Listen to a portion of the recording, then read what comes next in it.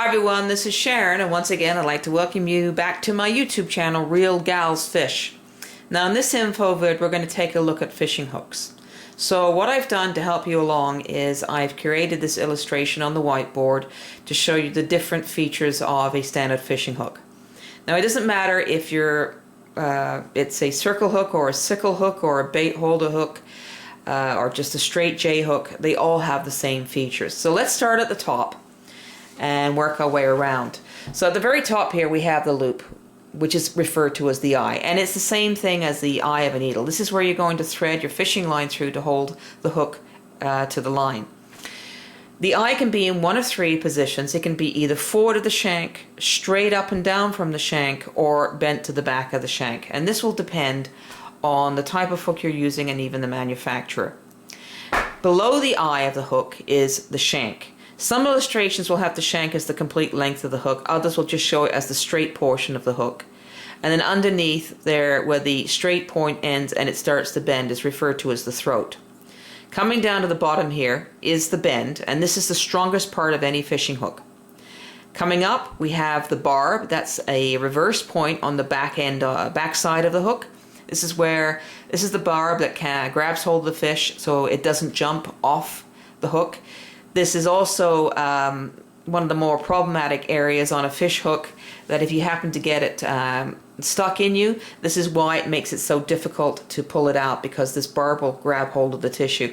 I'd strongly recommend that if you're fishing with young children, get a pair of long nose pliers and crush this barb back into the wire hook. It makes life a lot easier. Coming up to the very end here we have the point, and this is the business end of any fishing hook. Points on modern day hooks are very sharp.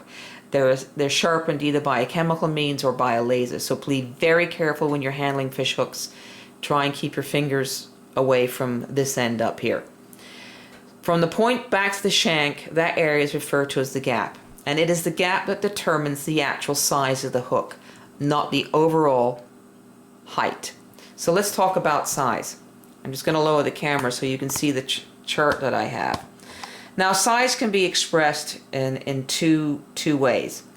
If you're talking about your small gapped light wired fishing hooks, which are your pan hooks, your ice fishing hooks, and your fly fishing hooks, they're going to be numbered in this scale over here, and it's 1, 2, 4, 6, 8 up to 32. So they're numbered in twos. There's always a number 1. Number 1 will be the largest hook in this series, to number 32, which will be the smallest. So as the number progresses, the hook size will decrease. Now going over to the larger hooks, and these are hooks that are forged hooks, hooks that will be used for large game fishing or commercial fishing, they will be measured in the aughts. The aught is the old word for zero, and it's expressed like a fraction with a 0 as a denominator, and it'll be 1 aught, 2 aught, 4 aught, all the way up to 20 aught. So your smallest hook in the aught system is going to be at 1 aught, and your largest hook will be at 20 aught. Now notice I haven't expressed it in millimeters or centimeters. That's because these numbers are a relational number. They're not an actual measurement. So if you took a number 6 hook from manufacturer A and compared it to a number 6 hook from manufacturer B, and you tried measuring this area in here, you're going to find inconsistencies because there is no industry standard regarding size. And that's why these numbers down here, these two scales, are just going to be a relational number or a reference. Now you will find these numbers on packages of the hooks, so you won't have to worry about trying to determine the size for yourself. These numbers will appear on the packaging for your reference. Now let's take a look at some of the examples of the different wire hooks that are available. Okay, so in front of me I have some examples of your basic wire hooks. Sorry I don't have examples of all the hooks. I simply just don't have the space for it. But these are the hooks that you're probably going to use when you're starting out. So let's take a look at the first one, which is obviously a J hook. But this one, you notice it has a couple of little barbs along the shank, and this is referred to as a bait holder. So this is good for either live bait or plastic bait, and the little barbs on the back allow you to pull the bait right up on the shank here and hook it onto these little barbs. It prevents it from the bait from being either pulled off or slipping off the hook.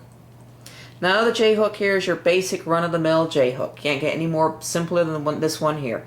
This is a smooth shank, has a straight up and down eye. This is probably the one you're going to use when you first start out. This is your basic run-of-the-mill J hook. Now over here I have hooks that are shorter. They don't have the long shanks on. The two over here are live bait hooks. This is a sickle hook and this is just a live bait holder hook. They're very popular to use for if you're using live minnows or small bait fish.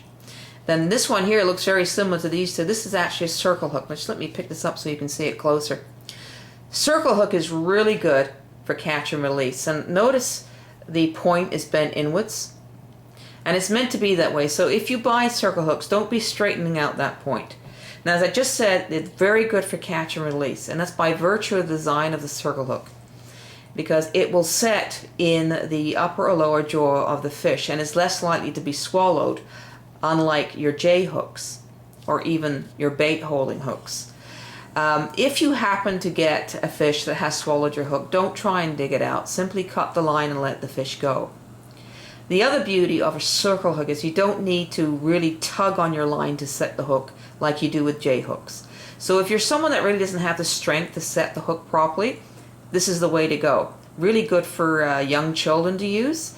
If you're someone like me or others that were weaned on J hooks, getting used to using a circle hook where you're just letting the fish swim away and let the action of the fishing rod set the hook, and then you complete it off by reeling in, it was very difficult. If you try and tug with a circle hook as you would with a J hook, all you're going to do is pull that hook and the bait right out of the fish's mouth. Alright, so you don't need to give that snap or that tug if you're using circle hooks when it comes to setting the hook itself. Now other hooks you're going to see, and I'm quickly going to show them to you so you have an understanding of what they are. Here's one here. This is a worm hook. Now don't get confused. This is not one you would use just by sticking a worm on here. This is for plastic worms, and there's a special way of rigging the plastic worm on this hook. It's called Texas rigging. This is a very popular hook for bass fishing. Another hook, you're going to see these two, is this one here. This is a jig hook, and it has a weighted head. Come in various weights and sizes, just like other hooks. And this is designed to be jigged up and down, fished at the bottom. So you're fishing actually on the bottom of the river or on the lake bed, and it can be used for either live or artificial baits. Here's another jig hook. This is for plastic tube baits, so the weight can actually be inserted inside of the tube bait, and again it's used in a jig fashion. And this one here, this is actually a spoon, but I want to show you the treble hook. This is a treble hook. This is a hook that has 3 points on it. You can also get doubles, which is simply one of these points missing, so it would look like this.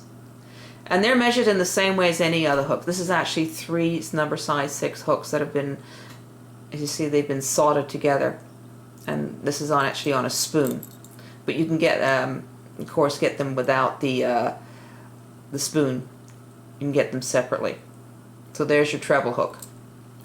So there's some of the different hooks that you're going to see when you go into your tackle store. Basically, you're probably going to stay with your J hooks. Don't be afraid to use a circle hook. If you want, like I say, you don't have to set it like a J hook. Again, here's your live bait holding hooks. So if you want to fish with live minnows or some other small bait fish, these hooks are more suitable. Though you can fish with these ones with live bait as well as artificial bait. Okay, so that's your basic wire hooks. Now the number and the type of hook, the name of the hook will be printed on the package, so you will understand. You'll know when you pick up the package what you're getting. It'll say circle hook or sickle hook, or bait hook or bait holder hook. It'll all have that information will all be on the package. Same with your jigs. It'll say jig and it'll give you the weights. So you don't have to, all the guesswork's taken out of it by the manufacturer. Okay, so that's the basics of fishing hooks. So this is Sharon. Thanks for watching. Until the next time, tight lines.